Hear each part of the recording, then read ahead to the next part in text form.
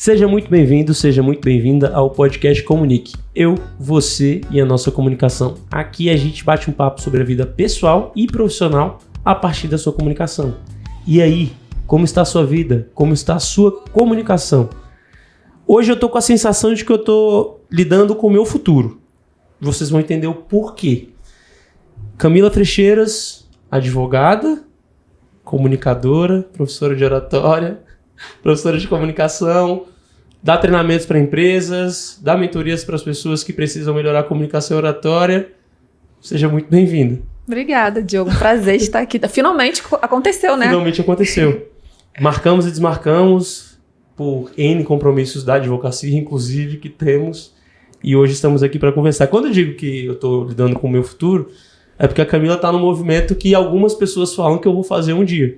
Que é o momento de começar a diminuir ou praticamente parar de advogar para só, ou muito, lidar com a comunicação e com a oratória, palestrar, dar aula, treinamentos, etc. Como é que é essa caminhada de começar a advogar, de conhecer a comunicação oratória e chegar no momento que fala assim, quero lidar e vivenciar só a comunicação oratória, só que é um universo gigantesco. Sim, um universo gigantesco mesmo, né? Mesmo. Como é que foi a minha história, né? Eu comecei fazendo sustentações orais. Eu tinha meu escritório no Rio de Janeiro. Tô morando aqui em Brasília tem mais ou menos um ano e pouco. Tinha meu escritório no Rio, eu tinha uma sócia. E advogava normalmente, até que um dia nós fomos convidadas para fazer uma parceria com um grande escritório no Rio e atuar em sustentações orais.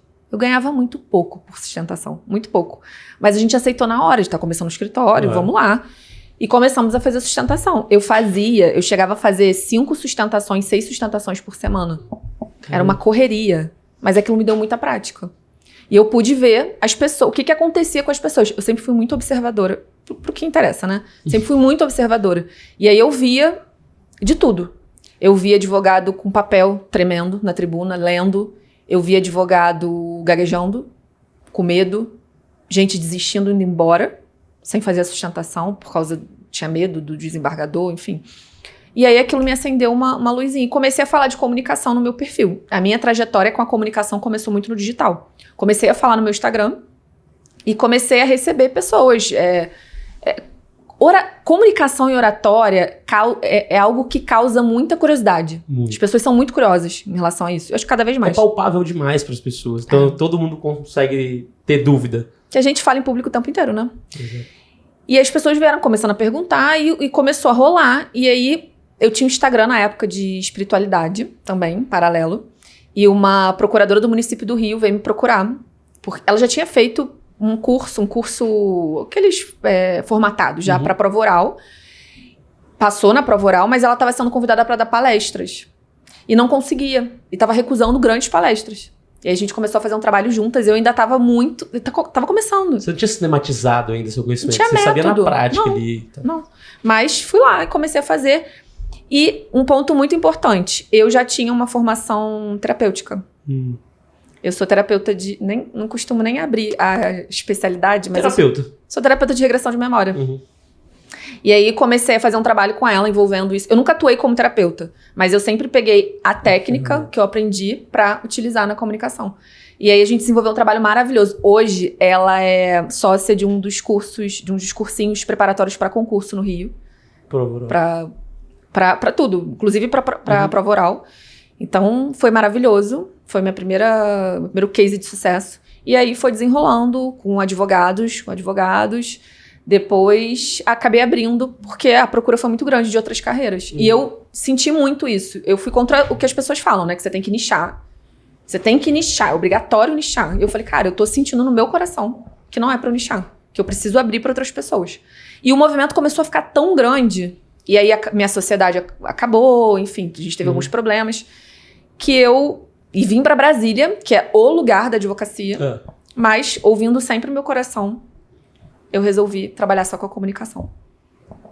Então, tua experiência, tua prática que te levou a pensar assim, cara, esse assunto aqui precisa de uma atenção especial. Sim. E aí, depois disso, você sistematizou o teu conteúdo. Exatamente. Eu vi uma necessidade no mercado. Eu vendo aqueles... prática da experiência. Exatamente. Aqueles advogados ali. E eu cobrava uma miséria por sustentação oral. Depois eu acabei continuando a advogar sozinha, né, mesmo sem meio sócia, e sendo convidada para dar sustentação, para fazer sustentação, um contrato só de sustentação, porque virou minha expertise, antes de eu realmente finalizar a advocacia. E eu passei a cobrar 100 vezes mais do que eu cobrava antes.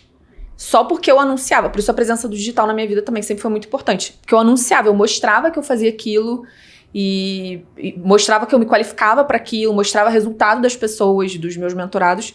E aí os meus clientes da advocacia começaram a ver isso e me chamar para fazer sustentação. Só que eu me apaixonei tanto pelo mundo da comunicação que eu virei o rosto para esse lado e acabei deixando a advocacia. A advocacia, primeiro momento, deve ter ficado em segundo plano. E hoje tá apagadinha ali, não é que tá esquecida. Por isso que eu falei pra você, pode falar que eu sou advogada, porque eu advogada com OAB e tudo, porque eu tenho OAB, nem suspendi. Ainda tenho alguns processos remanescentes, mas eu realmente não é a minha prioridade no momento. Pode ser que se um dia mude, mas nesse momento realmente não é. Uma pessoa que se comunica bem, ela sabe que nada é rígido e pode ser flexível e adaptável de acordo com o momento, de acordo com o ambiente, de acordo com o público. Hoje, quais são os teus carros-chefes de trabalho, assim, de que você acredita que é importante quando a gente fala de comunicação oratória? Hoje eu tenho um método que ele é composto de 3 partes, né? Autoconhecimento, técnica e treino. Eu sempre trabalho, em tudo que eu faço, eu uso o autoconhecimento, a técnica e o treino. E hoje a gente tem, na minha esteira de produto, tem um curso para comunicação no digital, os 10 passos para uma comunicação de resultado no digital, é um curso 100% gravado. Tem uma comunidade, a comunidade Círculo Império, é uma comunidade só para mulheres, que a gente trabalha muito autoconhecimento também, a parte da técnica, com aulas gravadas, e a gente tem os encontros ao vivo, com convidados, e encontros que a gente chama de Implementation Day, que é um encontro de treino, para colocar em prática. Tem a comunidade, tem uma mentoria individual, que eu faço individualmente com cada um, de comunicação, e tem uma mentoria de comunicação e negócio, voltada para mulheres também, que é a mentoria Sibila. O que é a Sibila? Isso que eu ia perguntar, o que é a Sibila? Tem como é que é o nome daquele negocinho? Enfim, fala aí. Tem uma substância do sapo que é um psicotrópico, eu acho. Mas enfim, pode falar. O que é Sibila? Por que eu conheci esse nome Sibila, esse nome estranho, né? A minha mãe, ela fez pós-doutorado em filosofia antiga, eu estudava Platão. E eu lembro sempre dela falar desse nome, Pitonisa, Sibila, eu lembro sempre dela falar esses nomes. Na verdade, eram mulheres que faziam a conexão entre o sobrenatural e o mundo material. Eram mulheres consultadas para saber sobre na época das guerras, para fazer essa conexão, né? E aí, nada mais Sibila do que essa mentoria, que é pegar o que está no mundo das ideias. Na verdade, não sou eu a Sibila, somos todas, né? Sim. Pegar o que está no mundo das ideias, um projeto, um negócio, e colocar em prática, aliando isso à comunicação. Olha só que interessante. Então é autoconhecimento, técnica e prática. São os pilares. E aqui autoconhecimento, ele se ramifica em quê? É autoconhecimento da comunicação, autoconhecimento próprio, autoconhecimento... Como é que é isso aqui? Da comunicação e próprio. Autoobservação. E é claro que a gente não pode excluir uma história de vida, não pode excluir vivências da pessoa, né? É perceber o método relacionado ao autoconhecimento. Eu não falo que é um método para perder o medo de falar em público, porque isso para mim não existe. Isso não é perder o medo. Mas como é que você vence isso e como consegue? Como é que você lida com... Como é que você lida? Porque eu falo isso direto. O Camila tá referendando aqui, para mim, com muita categoria, o que eu falo. É que, cara, se ele não estiver sentindo frio na barriga, tem alguma coisa errada. Tá morto, né? E assim, não tá valorizando aquele momento? É mais um momento? Ou seja, para e pensa se você deve continuar fazendo aquilo ali que não tem valorização nenhuma para você. São os maiores casos de acidente, são com os especialistas naquele assunto. Então é a pessoa que não se prepara, é a pessoa que não se capacita, é a pessoa que chega lá e acha que pode fazer de qualquer jeito. E aí é caos certo e exato. Então, frio na barriga faz parte. Você falou de não perder o medo. Não vai ter perder o medo. Não vai ter. Isso é uma ilusão, né? Tem gente que vende isso. Acho minha utopia. E como é que eu trato isso, né? Eu digo que é muito importante a gente olhar para a história da pessoa. Mas não necessariamente eu vou chegar no X da questão. O que aconteceu na infância da pessoa que fez... Que não é o nosso papel. Não é o nosso papel, né? Porque é uma coisa que eu sempre tive muito em mente na regressão de memória, né? De chegar num momento X para poder reprogramar aquilo. Eu uso muito dessa técnica? Uso, né? Técnicas de indução, se for preciso. Porém, é olhar para o que está acontecendo, é observação. E aí eu sempre trabalho o método Empere, que é um método que eu criei com base na minha vivência, começando por mim mesma. O que é o método Império? Que inclusive é o nome da minha empresa. Empoderamento, de empoderamento, percepção interna e percepção externa, e o RE do Império, que é respiração consciente. Opa. Então você se empodera, você tem que ter percepção e respiração consciente, não necessariamente nessa ordem. Mas esses três fatores são importantíssimos pra gente conseguir falar bem em público. Quem não se observa, quem não tem uma percepção interna e não percebe o que está acontecendo, não tem como. Uhum. E aí a técnica aqui, você divide ela como? Eu tô curioso. A técnica a gente divide na parte da oratória, na comunicação não verbal, comunicação não violenta. Então, técnica de apresentação, que é uma das coisas que eu mais gosto. Então, a gente pega todas essas... Estruturação de palestra. Legal. Então, a gente divide, são vários encontros, né? Aqui falando da mentoria individual. São vários encontros, cada um dedicado a uma coisa. E aí, em todos os encontros, a gente fala da parte do autoconhecimento, a gente trabalha, ensino a técnica, mostro a técnica. Em todos os encontros, a gente treina. Eu faço muita questão sempre de ter esses três... Por mais que seja, por exemplo, no 10 Passos, que é o meu curso Porta de Entrada, que é 100% gravado, mas também tem o autoconhecimento nele. Eu sempre faço questão de ter essas três coisas, que são fundamentais. A outra Camila veio aqui, que também é advogada, trabalha em comunicação e oratória, foi minha aluna, inclusive.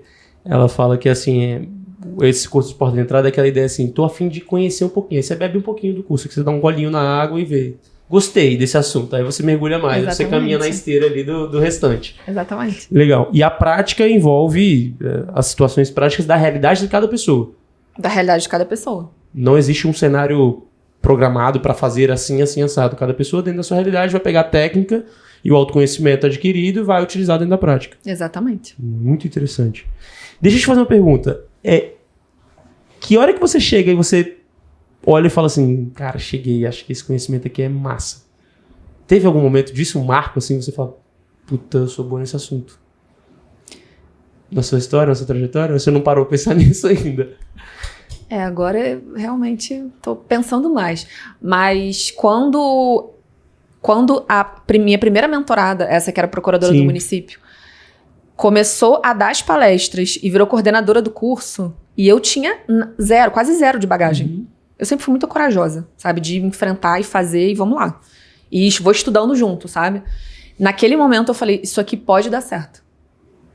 Foi interessante. E na época eu cobrei também, é muito engraçado, isso também é importante, ver quanto que eu cobrava no início, quanto que eu cobro hoje, sabe? Sim. Essa diferença, porque é uma percepção de valor interno também, né? E essa foi a primeira vez que eu falei, eu sou realmente boa nisso. E não, é o que eu sempre digo, comunicação não é dom. Porque meu pai é comunicador, minha mãe foi professora a vida inteira, e muita gente me pergunta isso, tá no sangue, isso aí é dom. Não é. Dá raivinha, não dá não? Dá, parece que não fiz esforço nenhum, né? Nasci assim. Fez porra nenhuma, nasceu e agora tá falando aí, é isso. E não é isso. E conseguir me qualificar o suficiente pra ajudar a transformar a vida de uma pessoa, como foi dessa minha primeira mentorada, isso é sensacional. E eu sempre recebo muito feedback. E acho que essa é uma das coisas que diferencia muito da advocacia. Tinha muito feedback na advocacia, mas quando você vê a transformação na vida da pessoa, uma coisa muito interna, um resultado ali mais imediato, isso é muito satisfatório. Eu digo que hoje que eu trabalho mais com a comunicação como qualidade de vida e não só como um espaço de você fazer uma apresentação específica, não que não exista, não que eu não faça trabalho, mas o meu carro-chefe é qualidade de vida. Pensar que a pessoa melhorou a vida dela por causa de uma observação para a comunicação, isso é diferente pra caramba. E aí dá propriedade de pessoa, dá pertencimento, dá empoderamento, como você muito bem disse.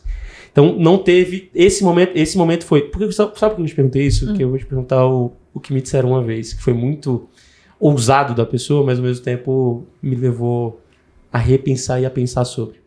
Certo dia eu estava em uma mesa em que uma pessoa estava muito interessada em fazer 1000 perguntas para mim sobre comunicação. Outra pessoa já me conhecia profundamente, sabe o que eu pensava, e outra pessoa nitidamente não queria aquele papo. E ela começou a perguntar muito, e eu falei, não, deixa pra depois a gente senta, conversa, marca café. Ela, não, eu quero perguntar. E começou a perguntar. E aí a pessoa que não estava interessada virou pra mim e fez a seguinte pergunta. A curiosidade da Camila, pra quem não tá vendo aqui, tá ótima. Ela tá pensando, que diabo de pergunta foi essa? Ela perguntou o seguinte, o que te credibiliza pra você ser mentor de comunicação? Aí eu respirei fundo, primeira técnica, respire, aqui do Império. Respirei fundo e disse, na verdade não fui eu que me credibilizei, foram as pessoas. Foi a primeira pessoa que confiou em mim, e hoje muitas pessoas confiam em mim, que me credibilizaram. Só que sem contar isso, muito estudo, muitos cursos, muitos livros, muita terapia, muitos processos terapêuticos, tudo isso. Como é que você responderia essa pergunta? Eu falaria que os meus resultados me credibilizaram. Pronto. Sem a menor dúvida. Eu praticamente vivo dos meus resultados. Mas os resultados, por trás de um resultado, por trás daquilo ali externo, tem muito bastidor, né? Mas os meus resultados, eles falam por si só. Agora, um ponto muito importante que você falou agora, terapia. Eu fiz terapia a vida inteira. Eu trabalhei meu autoconhecimento a vida inteira. E isso é fundamental. Eu tive experiência suficiente para conseguir enxergar muita coisa no outro. Perceber muito as pessoas. E isso não é... Isso é um trabalho interno. De fato, é um esforço e uma dedicação absurda. Sim, então eu consigo ter os resultados que eu tenho muito pela terapia.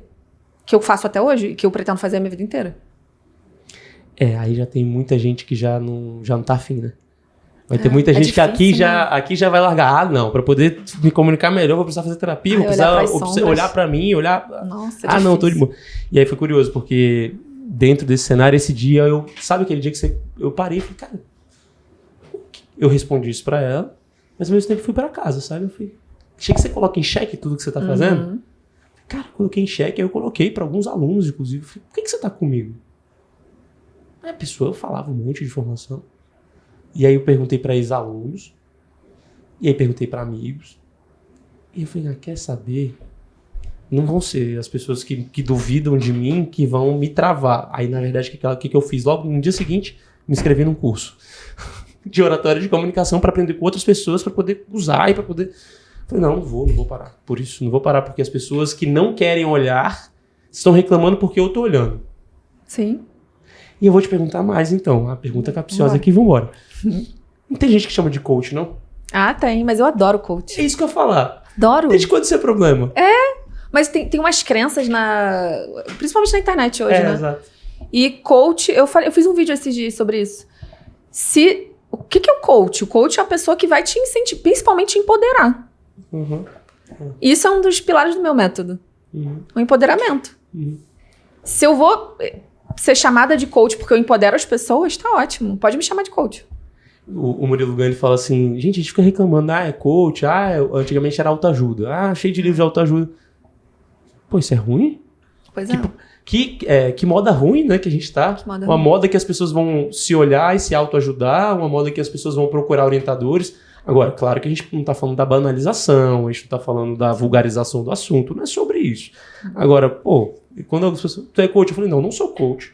Mas eu acho ótima a técnica, eu acho ótimo quem usa, eu acho ótimo quem se apropria dela. Foi fenomenal, não tem nenhum problema com. Sim, e eu já pensei, eu não tenho essa formação em coach, mas eu já pensei várias vezes em fazer. Uma outra palavra também que banalizou é autoconhecimento. Total.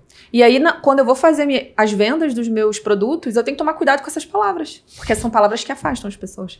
Autoconhecimento. Quando é que uma palavra dessa afasta? Isso é um absurdo. É doido, né? Por que não? Autoconhecimento é coisa chata. Coach? Não. Por que isso, né?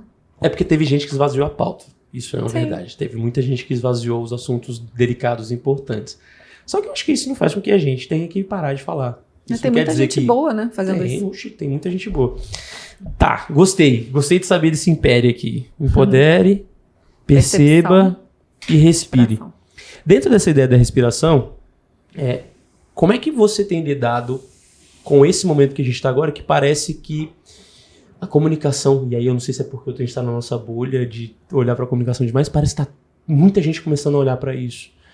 É uma percepção só minha, uma percepção toda também. Você tem lidado com isso com um pouco de cautela, você tem aproveitado esse momento e recebido e lidado, usado todos os contextos, porque eu, particularmente, eu virei suspeito porque tudo eu atrelo à comunicação. Assim, eu estava na trilha, no Vale do Pati, eu tô ali, eu comecei a fazer conexões com a comunicação, quanto que aquele momento é importante, muito com a ideia de simplificar a informação, de pegar e fazer metáforas, analogias com momentos que todo mundo vive, para poder facilitar o conteúdo que eu quero entregar, que é o nosso objetivo gigantesco quando a gente vai facilitar algum conhecimento. Mas como é que você tem lidado com esse boom? Porque pra mim é um boom que deu, assim. Um boom da comunicação.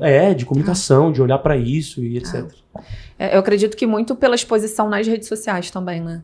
A gente tá tendo muito mais... Tá muito mais evidente essa coisa do falar em público, né? A gente fala em público o tempo inteiro. Quando não tinha rede social também a gente falava em público o tempo inteiro.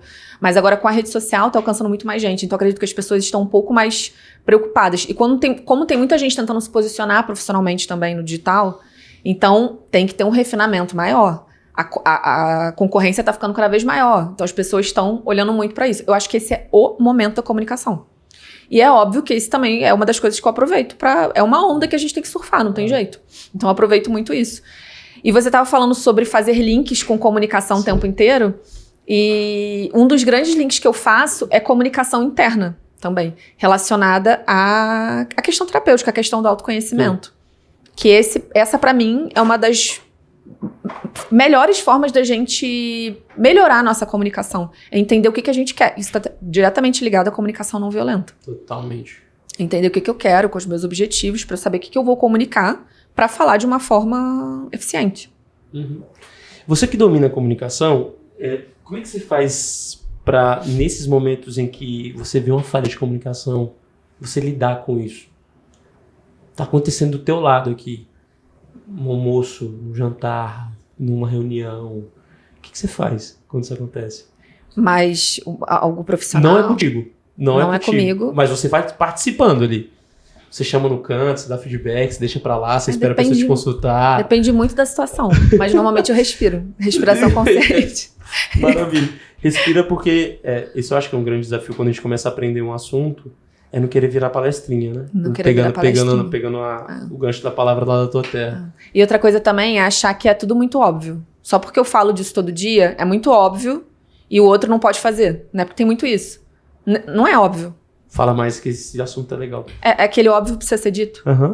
Não é porque eu estudo isso, que eu falo sobre isso o dia inteiro, que eu tô lá no Instagram, enfim, que é óbvio e que as pessoas vão sentar na mesa comigo e ninguém vai errar, porque isso é óbvio, como é que você tá errando isso? Não, entender que cada um tem suas necessidades, dificuldades, e quando a gente entende a questão do autoconhecimento, da história de vida de cada um, das dificuldades de cada um, das necessidades, a gente começa a ver também de uma outra forma. Sim. Talvez ele tenha essa deficiência na comunicação dele, né? Não sei nem se a gente pode dizer assim, chamar assim. É uma ausência de experiência, o cara com isso, ela não vivenciou. Ela não vivenciou, porque aquilo que é óbvio pra mim, não é óbvio pra essa pessoa. Uhum. Então, enxergar muito como ser humano, que está sujeito a falhas. E é o que eu digo também para os meus mentorados. Eu falho o tempo inteiro. Sim. Sabe? Eu falho o tempo inteiro. Mas eu estou me auto-observando o tempo inteiro. Sim. Acho que esse é o grande diferencial. Com certeza. Quando você fala da prática aqui, a gente pega esse gancho da prática que você acabou de falar. Eu estou me observando e tudo. É por isso que você vai continuar fazendo. Porque você está praticando, se observando, evoluindo, praticando, se observando, evoluindo, praticando, se observando e evoluindo. Se não fosse isso, não tem evolução. Não tem evolução. Sem a prática. Eu dei uma palestra recentemente para jovens advogados lá no Rio de Janeiro. Foi uma palestra para 4.500 pessoas. Foi um público muito grande. E eu nunca tinha palestrado para um público tão grande. Falei sobre persuasão. E eu não sabia como eu ia lidar com um público tão grande. E aí eu fiquei com medo. Eu trabalho muito essa questão do medo. Mas eu fiquei com medo, e aqui abrindo totalmente, sendo vulnerável, né? Eu vi o seu podcast de vulnerabilidade. Sendo totalmente vulnerável. Eu fiquei com medo. E eu falo muito isso para minhas alunas para poder estabelecer uma identificação mesmo. Eu fiquei com muito medo de ter um branco. Porque eu não sabia como eu ia vivenciar aquela situação. Porque era uma situação nova, diferente para mim. Apesar de eu ter toda a técnica. Como é que eu faço? Como é que eu lido com esse momento? Primeiro, aplicando toda a técnica e... principalmente a respiração, né? E naquele momento eu pensei, e eu faço isso em vários momentos da minha vida, não só com a comunicação. A partir de agora eu sou um terceiro observador. É como se eu estivesse fora da Camila. Um zoom out. E observar como é que eu vou lidar com aquele momento. E eu sempre falo para as minhas alunas, para os meus alunos, divirta-se. O momento da comunicação, para de levar como um fardo, como uma coisa pesada. Se diverte. Então eu dou um zoom out e fico observando como é que ela vai lidar com aquilo, como se fosse um desafio. Vamos lá, vamos para esse desafio novo. Porque eu vejo muito a vida assim. É claro que às vezes a gente reclama, acha chato, normal, né? A gente tá inserido aí no cotidiano. Mas é tentar fazer esse movimento sempre, de ser um terceiro observador. E a gente consegue fazer isso com a prática. Não é que eu não vou sentir. Eu senti, o meu coração, aquela frase do coração sair pela boca. Aconteceu isso. Eu fiquei nervosa pra caramba. E eu falo sempre isso. Fiquei mesmo. Eu falo sempre às minhas alunas o que eu sinto quando eu tô nervosa falando em público. Axila super suada, sabe? É humanizar a coisa, mas tentar sempre se ver como um objeto, um laboratório. Se ver como um objeto de trabalho. Como é que a Camila vai se comportar? É muito mais legal ver a vida como um desafio, sabe? Como um laboratório. O que vai acontecer, como é que ela vai lidar e deixá-la com toda a técnica ali. Sim. Wesley Delaganori, eu nunca sei falar o nome dele. Ele fala muito da ideia de experimento. Ele fala assim, cara, experimenta. Claro que tem todo o fator que a gente já trouxe aqui no podcast da dessensibilização, né? Que a pessoa que tem um trauma, ela vai precisar fazer a dessensibilização daquilo ali. Que tem algo muito forte com medo de falar em público, ela vai precisar. Que tem um tipo de comunicação que se tornou desafiadora com chefe, com liderança, liderado. Ela vai precisar de sensibilizar. Claro, a gente não está eliminando essa possibilidade. Mas, ao mesmo tempo, experimenta. Já experimentou? Não, então experimenta. Depois você diz o que você acha. Que é a ideia aqui que pra mim bate muito com a tua sistematização do conteúdo, que é prática. A prática ela não tem como fugir. E eu falo que, apesar da gente aprender a ensinar, falar dos passos, das possibilidades, a melhor maneira de você aprender é você fazer e lapidar. Fazer. Com certeza. É porque assim, como é que... o livro. Que livro você indica, Diogo? Eu indico alguns livros. Mas, ao mesmo tempo, o melhor livro que você pode usar é fazer, executar, aí pega lapidação, aí provavelmente aqui você dá feedback, aí deve ter um monte de informação sobre isso, e aí evolui. Sim, a gente só sabe lidar com o que a gente conhece. Se eu não vou pro campo de batalha e vejo como é que eu vou lidar com aquilo? E aí é o que você falou. Aí vai pro campo de batalha, vai aperfeiçoar depois. Vai pro campo de batalha, vai se percebendo. Eu recebo muita pergunta sobre livro. Qual livro você indica? Aí a pessoa fica lendo 10 livros de comunicação. Tem uma frase de Schopenhauer, que eu não vou saber falar a frase exatamente, tá? Mas ele diz mais ou menos assim. A pessoa que leu muito durante a vida, leu muitos livros durante a vida, deve ter pensado muito pouco. Ele não era contra os livros, é claro que não. Porque aqui tem um livro dele, Os Tratagemas de Schopenhauer, que é um livro fantástico e necessário de ser lido quando vai lidar com debates, etc. Sim, mas aí qual a ideia que ele quis passar? Para de ficar só colocando informação pra dentro. Obesidade mental. Obesidade mental e vai fazer. Porque você vai aprender com a prática. Eu falo, quando a gente fala de improviso, as pessoas sempre me perguntam, mas como é que eu faço pra ter repertório? E aí sempre falam, você tem que ler. Eu sou a maior amante da leitura. Mas pra mim não tem repertório maior do que isso aqui que a gente tá fazendo. Conversar com pessoas completamente diferentes. Conversar com pessoas de todas as classes sociais. Sabe? Você aprende o tempo inteiro. Comunicação está em tudo. A gente está aprendendo sobre comunicação o tempo inteiro. Quem tem olhos para ver e ouvidos para ouvir, vai estar à frente, não tem jeito. Como é que você faz para as pessoas terem maior capacidade de observação? O que você sugere para as pessoas terem maior capacidade de observação? Porque para mim, pelo que eu estou escutando, a capacidade de observação é um ponto central assim, do teu conhecimento, do conhecimento que você facilita. Como é que você faz, o que você indica para as pessoas potencializarem a observação? Primeiro que durante as nossas conversas, em mentoria, em curso, eu vou chamando a atenção de algumas coisas específicas. Então a pessoa já fica um pouco mais ligada, né? Mas tem um exercício que eu gosto de passar. Eu gosto de passar uns exercícios meio doidos, sabe? Assim, meio fora do senso comum. Doido. E um deles é o seguinte. É você, durante uma semana, começa a puxar assuntos aleatórios com pessoas na rua. Então você tá no mercado, puxa um assunto bem aleatório. E começa a perceber... E a ideia disso é, não importa o outro. Eu quero saber como é que você vai se sentir fazendo isso. Então a ideia... Depois chega em casa, coloca no papel. Me senti assim, assado. A ideia é ficar o tempo inteiro como esse terceiro observador. Se colocando em situações...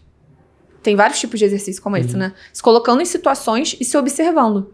Puxa um assunto completamente aleatório. Uma coisa que não junta lé com cré.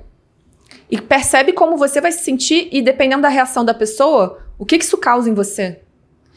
E eu gosto muito isso vem muito da regressão de memória. O que você sente no seu corpo. Porque toda emoção que a gente sente vai ter uma sensação física. E a gente não costuma associar essas coisas, né? E perceber o corpo é muito importante. que eu sinto? O que eu sinto quando eu vou falar em público? Por isso que eu sempre gosto de humanizar. Eu sinto muito suor na axila. Sinto um leve frio na barriga. E a gente só sabe lidar com o que a gente conhece. Então, se eu souber o que eu sinto quando eu tô constrangido, o que eu sinto quando eu vou falar, quando eu vou subir num palco, eu vou conseguir lidar melhor com isso. Sim. Então, isso é muito importante. Então, a partir de um treino de exposição. De um treino de exposição. Que legal. Outro exercício que eu gosto muito, talvez você já tenha ouvido falar, é o exercício do espelho. De você olhar pro espelho. Eu peço, é um dos primeiros exercícios que eu passo normalmente. Isso dependendo da pessoa. De você ficar se olhando no espelho. Foi um exercício que eu fiz na época da pandemia. Eu gosto de passar porque quando eu comecei a fazer esse exercício, e é você esquecer maquiagem, esquecer cabelo, tudo. É ficar olhando no fundo dos seus olhos e perceber o que você sente. E eu sentia muito constrangimento. Muito. Constrangimento? Constrangimento. Eu me olhava e parava de olhar. Aquilo era muito difícil pra mim. E o que eu percebi? Se eu me sinto constrangida de olhar pra mim, imagina quando eu tivesse que olhar nos olhos de outra pessoa. Impossível. Então esse exercício foi maravilhoso pra mim e eu fui forçando, fui tentando entender. E a gente tem muita resposta olhando pra gente, né? Eu digo que nós somos as únicas pessoas que vai nos acompanhar até o final da nossa vida. E eu não sei como eu me comunico, eu não consigo olhar nos meus olhos, nunca nem tentei olhar nos meus olhos. Por que isso? Então isso é autoconhecimento também. Começar a olhar no fundo dos seus olhos e entender que mensagens que vem ali. Silenciar o suficiente para poder receber essas mensagens e você vai tendo respostas depois, ao longo da vida. Nossa, 2 dicas. A da conexão visual eu já tinha escutado e feito. Agora do fazer perguntas aleatórias, puxar assuntos aleatórios com pessoas no meio da rua, eu nunca testei. É difícil. Vou testar e te conto. Me conta. Eu sou meio cara de pau, assim, eu converso com todo mundo, né? Mas ao mesmo tempo, esse exercício especificamente, nunca testei, vou testar. Aproveitando os testes e as observações, se você ainda não foi lá no Casca Açaí, pegar o teu cupom de desconto, vá. E você pode aproveitar lá no Casca Açaí e também fazer essa conversa com uma pessoa desconhecida. Oportunidade para você. Pega o desconto, faz o exercício, faz a prática. Asa Sul, Asa Norte, Sudoeste, Águas Claras, vai lá e come seu melhor açaí. Enoque, meu irmão, que faz tudo isso acontecer. Tamo junto. Seguimos. Camila, observação, empoderamento, respiração, percepção, maravilha. Que situação em que você... Eu vou fazer a mesma pergunta que eu fiz para outra Camila. Qual é o teu calcanhar de Aquiles na comunicação? Como o calcanhar de Aquiles? Que você fala assim, cara, isso aqui eu preciso evoluir, eu tô evoluindo e tal, mas assim, ainda é puxado pra mim. O principal, eu já evolui bastante, mas que inclusive eu tô procurando cada vez mais fazer mais curso de teatro pra desenvolver a presença de palco. Presença de palco. Eu já desenvolvi muito isso, eu tinha muita pendulação, ficava muito pra frente, pra trás, pros lados, muita energia, desconforto, né? Mas eu quero... Cada vez mais, eu quero ser muito boa, eu quero ser reconhecida pela minha presença de palco. E esse é o teu desafio hoje, que você fica ainda mais... Ó, aproveitar o embalo aqui, a Lucélia já veio aqui, a professora de teatro da Tumbi, vai ter um curso de expressividade, de criatividade agora, esse domingo agora, dia 20, não sei quando é que vai ao ar, enfim, tô lascando o Enoque aqui, mas enfim, é dia 27 de outubro e dia 2 ou 3, são 2 domingos seguidos. Muito legal, recomendo e eu vou fazer, então fica aí a possibilidade, também. Então bora. Tá bom. Então esse é o teu calcanhar de Aquiles. Eu falei aqui pra Camila que era e me veio o outro depois. Tem hora que eu fico... Aí eu falei pra ela da ideia, às vezes, de pegar A pessoa me pergunta sobre comunicação. Porra, eu começo a falar pra caramba, porque eu amo sobre o assunto, aí eu me empolgo sobre isso. E outro assunto que me pega hoje é, às vezes, ficar em silêncio em momentos que as pessoas queriam que eu falasse. É um negócio que eu preciso melhorar, porque eu entro no olhar de observador. E aí, pra mim, eu entro na escuta aqui, ó. E tem gente que quer que eu fale, e aí eu tô entrando um pouco nesse cenário de precisar, às vezes... demonstrar que eu tô acompanhando, que eu tô observando, que eu tô entendendo e tal, porque eu fico ali no cenário de... Por que eu trago isso? Porque quando a gente traz pessoas que dominam o assunto, que facilitam o assunto, eu gosto de fazer essa pergunta para poder mostrar para quem tá em casa que assim, cara, carisma é o quê? É uma força transformada uma fraqueza transformada em força. Então, para você foi uma fraqueza que você tá transformando em força. Eu quero me tornar a pessoa mais reconhecida pela presença de palco. Pronto. Então eu gosto de trazer também para as pessoas colocaram na utopia de algo muito distante, algo que eu não consigo alcançar e etc. E, pô, acabou de trazer. Eu tava falando para 4.500 pessoas outro dia e ao mesmo tempo tá colocando um desafio que é a presença de palco. Sim. Ou seja, você que tá aí, movimenta um pouquinho. Sim. Que talvez sua fragilidade pode se tornar uma fortaleza logo em breve. E eu sempre vou ter uma coisa para melhorar, sempre. Que bom. Que né? bom. Eu enterrar. Pois é, eu fui pra essa palestra de 4.500 pessoas, a louca, né? Fui com uma caixa. Era uma palestra sobre persuasão, eu ia falar pra jovem advocacia, e eu gosto de fazer coisas diferentes. Não gosto de entrar dentro da caixa, não. Justamente foi essa a ideia da caixa. E aí entrei no palco com uma caixa enorme, sem saber como ia ser, treinei, claro, né? Porque eu não sou doida, mas querendo melhorar ainda mais minha presença de palco, mas aquilo também foi um desafio pra mim. Foi um teste para eu ver como eu iria me sair. Porque eu coloquei aquela caixa lá, eu construí toda a palestra em torno da caixa, falando sobre persuasão, relacionando sempre com a caixa. E usando palavras que tivessem a ver com caixa, encaixotado, sair da caixinha. Então, era muita coisa para pensar e ainda pensando principalmente o que eu queria desenvolver. Era essa questão da presença de palco lá, porque é o laboratório, o treino, a melhor forma da gente desenvolver. E tava fazendo. Eu podia ter pensado, não, como eu preciso desenvolver isso, eu não vou entrar com a caixa, vou explorar o mínimo possível essa questão da presença de palco. Não, é se colocar sempre em exposição. Fazer, ir pro campo de batalha, isso é muito importante. Então, é um ponto que eu tenho muito para desenvolver ainda, muito mesmo, né? Eu até comecei a fazer teatro aqui em Brasília, acabei parando. Mas eu tô buscando, vou fazer um curso agora também de câmera. Esse aí é... Eu tô estudando o tempo inteiro, tô comprando curso da concorrência, entre aspas, o tempo inteiro. Porque é isso, todo mundo tem alguma coisa pra agregar. Sempre tem. Qual pergunta sobre comunicação você gostaria de ter respondido e você nunca respondeu? Já pensou nisso? Nunca pensei. Pensa aí. Tem algum assunto que você não trouxe ainda, assim, no sentido de curso, de palestra e tal, que você acha que... Cara, acho que eu tenho que falar disso alguma hora, tá chegando. Que eu não tenha falado, não me vem à cabeça. Mas o assunto recentemente eu tenho trazido muito um assunto relacionado a um livro que eu li, que eu sinto que quando eu subo no palco e falo desse assunto, é como se... Não sei, é como se fosse uma coisa diferente ali, sabe? Que foi um livro que eu li, fica a indicação, inclusive, Bem Comportadas, o nome do livro. É um livro muito voltado para a mulher, mas também é bom para os homens lerem, entenderem o universo feminino. Total. Que esse livro, ela pega todos os pecados e ela vai rebatendo cada um desses pecados. E várias coisas me pegaram ali. A questão da inveja. Foi toda uma desconstrução. Isso me ajudou muito na minha comunicação. E eu tenho trazido muito isso nas minhas palestras, principalmente quando eu falo mais voltado para a mulher, né? E a questão do orgulho, da arrogância. Isso foi fundamental para mim. E esse é um assunto que eu nunca tinha falado e que eu tô começando a trazer mais. E é muito bom pra mim. Por quê? Porque ela fala, eu até fiz um vídeo recentemente sobre isso, que muitas vezes a gente não quer se expor, né? Isso muito pras mulheres, porque a gente tem medo de ser julgada por outras mulheres e o medo de parecer arrogante.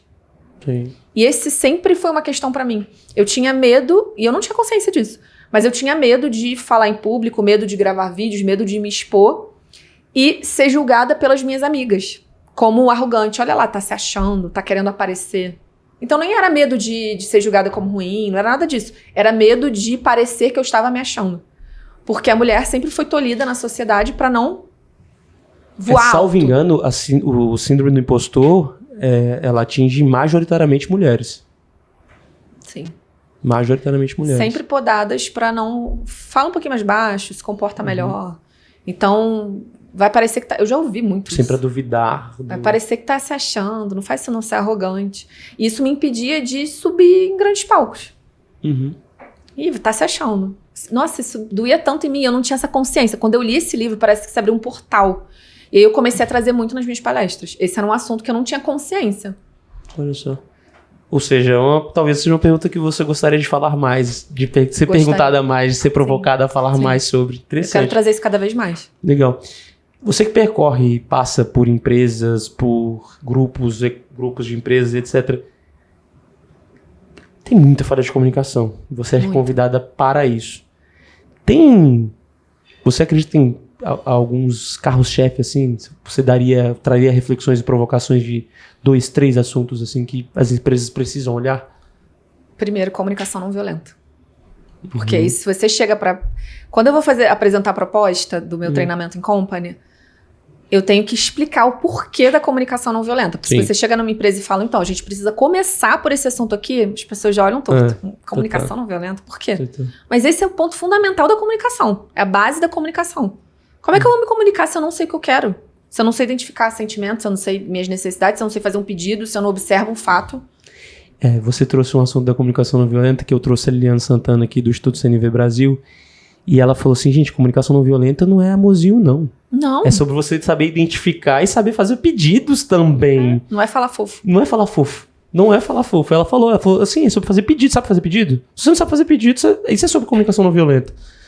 Desculpa interromper, só porque a gente foi complementar aí a informação. Esse pra mim é o CNV, ponto então, principal. CNV. Chegou na empresa, CNV. Tem que ser CNV. A partir daí a gente desenvolve outras coisas. E aí vai estar muito ligado ao que a empresa faz também. E as demandas da empresa. Eu gosto muito de conversar para saber, reparou alguma coisa específica? Por que vocês resolveram pesquisar sobre um treinamento em company?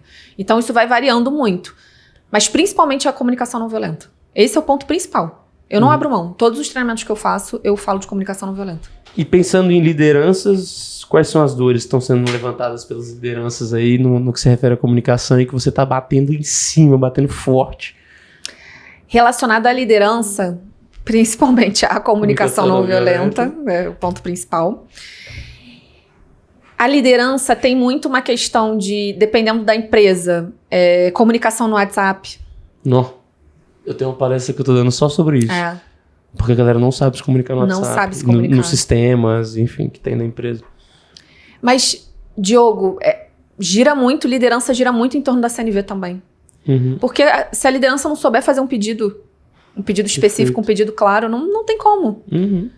E aí vai variando muito. A própria questão da oratória, objetividade. Objetividade é um ponto muito importante também. Porque às vezes você sai de uma reunião e ninguém sabe qual foi o objetivo daquilo.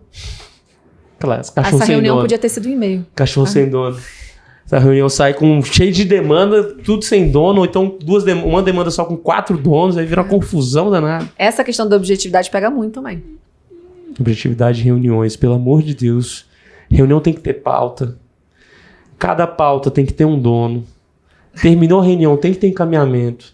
Aquela ideiazinha do quem, como, quando, onde. Aquilo ali tem que terminar uma reunião, terminar uma conversa. As pessoas têm que saber. E eu falo, tem gente que briga comigo. Mas eu falo assim, até DR que você vai ter com teu marido, tua esposa, papagaio, periquito, cachorro, galinha. Começa a reunião sabendo qual assunto vocês vão conversar. Estrutura mentalmente. Pelo amor de Deus, você começa a falar do assunto A, e aí de repente você tá no assunto Z, que tem 5 anos que aconteceu, e quando você vê, você não resolveu o assunto A. E aí vocês não saem com um pedido feito de como é que vocês vão fazer caso essa situação aconteça de novo. Pelo amor de Deus. Peço encarecidamente. Mas você sabe que essa questão do estruturar mentalmente, isso é uma coisa que eu faço muito com meu marido. De aplicar CNV, e ele também. De tanto que a gente faz. Claro.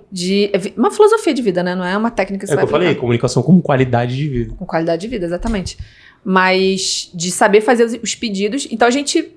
Comunicação não violenta não significa que não vai ter conflito. Também é importante falar isso. Conflito gera paz. Exatamente, é a fonte criativa, né?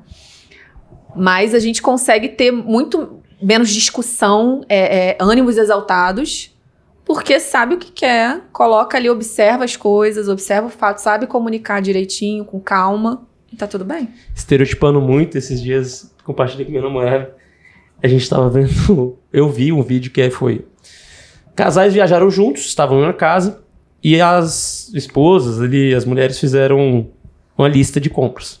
Os maridos foram fazer as compras. E aí lá estava um saco de pão para cachorro quente, um saco de pão. E estava uma salsicha.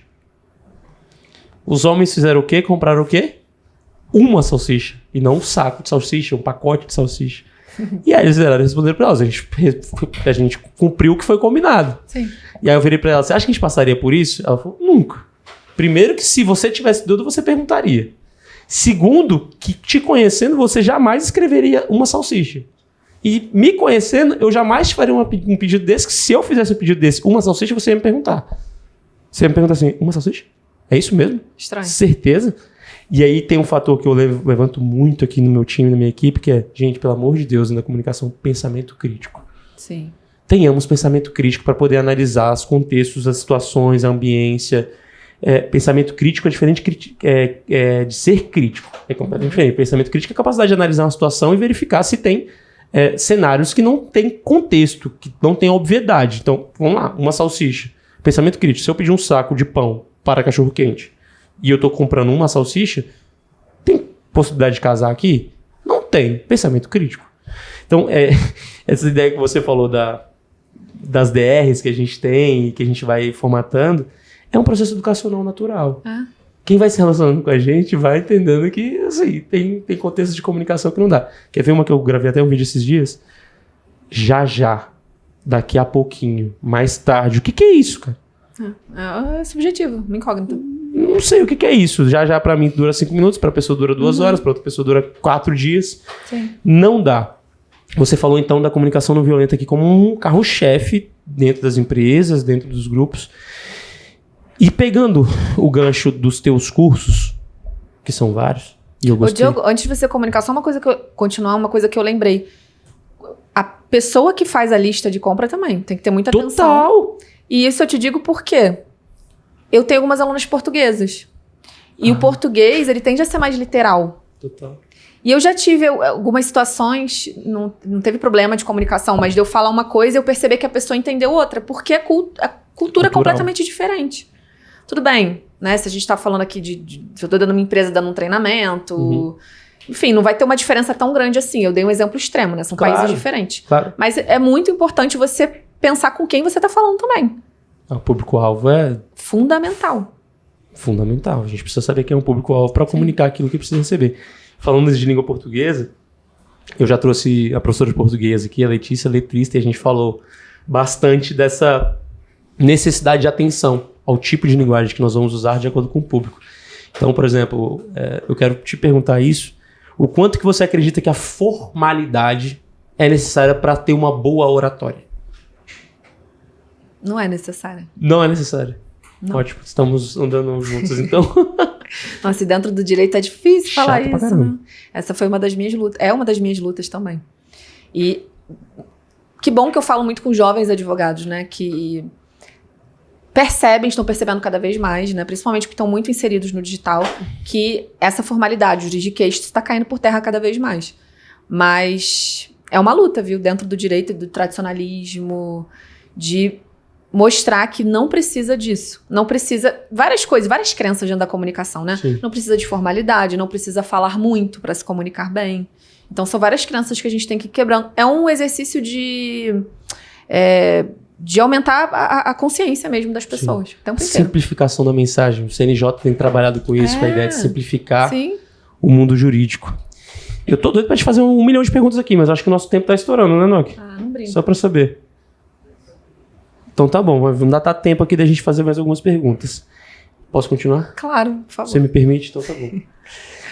Dentro desse cenário da formalidade, do juridiquês, o quanto que você acredita que a expressão corporal ela tem um papel importante para que a gente consiga comunicar e, na ideia de comunicar, tornar comum a nossa mensagem? Sim. Eu acredito que a gente não se restringe à nossa comunicação não verbal, né? Mas eu valorizo muito todos os pontos de contato da comunicação. Então, se a gente está falando, por exemplo, de uma sustentação oral, eu preciso ir vestida adequadamente, né? Então, não é que eu vou depositar 100% do resultado nisso, mas eu sempre digo que é muito importante. A percepção de valor, ela está muito ligada a isso. É posicionamento. A gente está se posicionando o tempo inteiro. Então, eu acredito que todos os elementos, todos os pontos de contato relacionados à comunicação não verbal são muito importantes. Como eu coloco o meu corpo. Então, se eu tivesse aqui toda jogada, eu ia estar passando uma mensagem. Se eu tô vestida dessa forma, uma alfaiataria, tô sentada aqui ereta, eu tô passando uma outra mensagem. E aí tudo vai depender da mensagem que você quer passar também. A intencionalidade, qual é a tua intenção com a mensagem? Aqui eu tô mais descontraída. Já participei de podcast que eu tinha que ficar mais travada. Mas por quê? A gente teve um assunto inicial aqui, eu me identifiquei muito com você. Falei até da questão da terapia, da regressão de memória, coisa que eu não costumo abrir. Mas eu sei o público que você fala, então é diferente. Mas a gente precisa sempre olhar para todos os pontos. Inclusive a formalidade. Não acredito que isso vai dizer 100% o que é, o que não é. Mas é importante, dependendo do contexto. Agora, a formalidade excessiva já é algo que eu tenho um pouco de ojeriza. Fala mais, por favor. Porque o que eu mais vejo nas pessoas que têm essa formalidade excessiva é uma máscara. Cavaleiro preso na armadura. Esse livro é maravilhoso. É fantástico. E é uma máscara, é uma armadura. Então é para causar um distanciamento. Eu digo que nada na comunicação não existe uma regra geral absoluta, não tem exceção. Não, tudo tem uma exceção. Pode ser que você tenha uma estratégia, queira comunicar algo com isso? Pode ser. Mas eu, sinceramente, não é algo que eu coloco na minha comunicação. Eu tenho uma característica de trazer muita simplicidade para as coisas, simplificar muito. Então, eu acredito que realmente que a formalidade excessiva, ela não tem mais lugar, ela cada vez tem menos lugar. Porque ela dificulta a comunicação. O tornar comum, para mim, são espaços muito restritos em que o excesso de formalidade, para mim, ele parece se adequar. Adequação, pensando em adequação, a formalidade, um percentual aí de vivência, pelo menos da grande maioria das pessoas, é muito raro. A gente tá falando de excesso de formalidade se você tá lá no palácio de Buckingham, trabalhando e não sei o que, aí ele tem uma formalidade. Agora é curioso, por exemplo, no mundo corporativo, eu já cheguei em uma empresa e era obrigatório que todo mundo se chamasse de senhor e de senhora. É mesmo? Obrigatório. E eu cheguei com o pé na porta. Porque quem me contratou sabe como é que eu funciono e eu aliei. Você sabe quem você está contratando? Você sabe que eu não falo senhor e senhora? Você sabe que não é minha pegada? Sei, por isso que eu te chamei, porque eu percebi que a gente está tendo problemas por causa disso. Precisa desconstruir isso aí. Então tá bom. Só que é isso, assim, lá é o ambiente da formalidade necessária. É necessário que as pessoas não saibam nada da vida uma da outra. Era esse o ambiente ali. Me espantou muito. Eu dei um pezinho na porta ali, que deu algumas mudanças, mas é curioso. Então, falando de expressão corporal, existe a necessidade de intencionalidade nisso, pelo que eu discuto. Sim. Intencionalidade. Para os nossos finalmente, que mensagem que você não deixou aqui que você quer deixar agora? Que eu não deixei aqui e que eu quero deixar agora. Minhas redes sociais também, importante. Já aproveito o embalo. Isso é muito Antes importante. Antes que eu esqueça. Posso falar agora ou falar no final? Você que sabe, como você preferir. Olha pra cá, né? @Camila com 2 L's Frecheiras. Quando você começar a escrever Camila provavelmente vai aparecer. E vai estar na descrição do episódio também. Vai estar na descrição do episódio. Não estou com comunidade aberta por enquanto, mas tem uma lista de espera lá pra você se inscrever. Pode mandar um direct?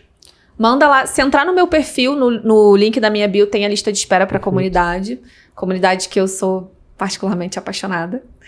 Que a gente trabalha autoconhecimento, a técnica e o treino. E a mensagem que eu preciso deixar aqui hoje... eu posso ser repetitiva? Pode. Porque a bunda não atrapalha.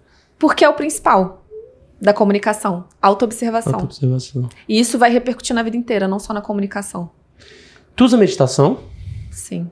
Como técnico, mindfulness e por aí vai?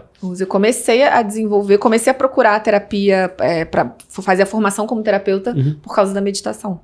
Que foi ali na época, no início da pandemia. Aquilo ali salvou minha vida.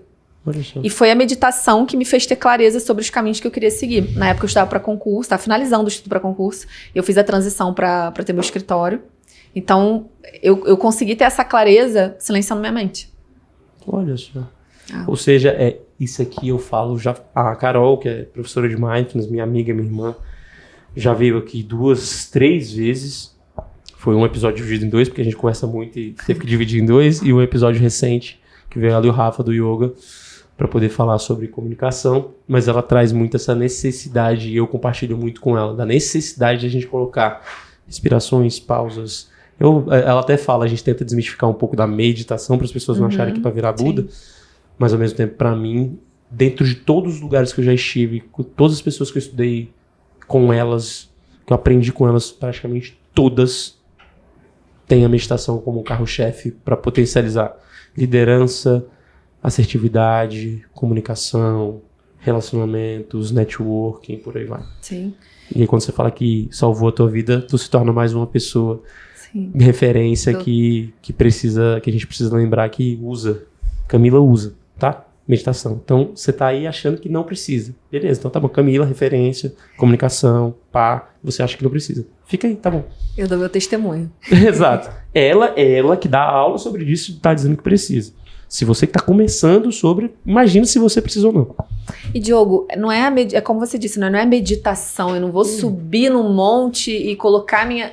Sabe como eu medito? Eu sento num lugar tranquilo. Meditação, existem várias formas de meditação, né? Milhão. Eu sento num lugar tranquilo. Eu não gosto de ficar naquela posição ereta. Aquilo pra mim é muito desconfortável. Pra mim. Então eu encosto em algum lugar e eu começo a respirar. Então eu inspiro profundamente, com muita calma. E expiro mais devagar ainda. Então eu vou relaxando. Prendo um pouquinho, vou expirando bem devagar. Vou fazendo isso, e no final da minha meditação, aí vai passar um monte de pensamento, né? Eu gosto muito daquela frase de que é como se fossem nuvens. Deixa passar, não se apega. Então vai passar, e depois que eu sinto esse relaxamento, às vezes eu tenho insight, tenho clareza de muita coisa, eu começo a repetir alguns mantras. Então eu repito aqueles mantras mentalmente. É isso, não tem mistério. Deixa eu pegar o gancho. Quais são os mantras que você usa pouco antes do momento desafiador de comunicação? Aí palco, palestra, conversa difícil e por aí vai. Compartilha com o pessoal, se for possível. Sim, desde que eu comecei a fazer meditação, eu sempre usei alguns mantras específicos. Então, isso veio muito da minha mãe, né? Ela trouxe essa primeira frase e eu continuei usando, fez muito sentido pra mim. Então, eu sou a ressurreição e a vida dos meus propósitos concretizados. Eu sempre repeti muito isso. Eu repito 3 vezes cada mantra. Eu sou a ressurreição e a vida dos meus propósitos concretizados. Ou eu sou os meus propósitos concretizados. E aí eu fazia a mantra da minha vida amorosa. Hoje em dia eu ainda faço, mas isso antes de encontrar meu marido, que loucura, né? Mas deu muito certo. Eu sou a ressurreição e a vida da minha prosperidade financeira. Eu sou a ressurreição e a vida da minha saúde perfeita. Então, todos esses... Eu pegava... Ainda faço isso, né? Mas eu pegava todas as áreas da vida que eu sentia no meu coração de fazer e fazia repetia esse mantra mentalmente. E as coisas começaram a acontecer na minha vida. É claro que não foi porque eu repeti mantra. Mas eu mentalizava aquilo com muita força e eu agia, né? Porque eu sou a pessoa da ação também. Mas hoje o que eu faço muito é quando eu tô num momento de comunicação desafiador, respiração e meus propósitos concretizados. Porque estar ali no palco e falar para as pessoas e receber mensagem depois, cara, a minha vida mudou. Agora eu tô conseguindo ver as coisas de outra forma, eu tô me sentindo muito mais empoderada. Isso é meu propósito concretizado. Então, respirar, me conscientizar, repetir o mantra e agir também, né? Então, é todo um conjunto de coisas. Parabéns pelo seu trabalho. Obrigada. Parabéns pela tua história. Muito obrigado pela tua presença. Espero que as pessoas que estão escutando, vendo, assistindo e não acessaram o teu conteúdo possam fazer isso e a gente possa complementar, sendo cada vez mais pessoas falando sobre comunicação. Muito, muito obrigado por ter topado, por ter encaixado na agenda dentro de um momento com tantas informações e espero que a gente possa se encontrar e trocar mais por aí. Com certeza. Muito obrigada a você pela confiança, por me trazer aqui, pelo convite e por me ouvir com tanta calma, se interessar tanto. A gente vê quando é uma escuta genuína, quando a pessoa está realmente interessada. Muito obrigada. Obrigado. E aí, como está a sua vida? Como está a sua comunicação? Como está a sua autoobservação?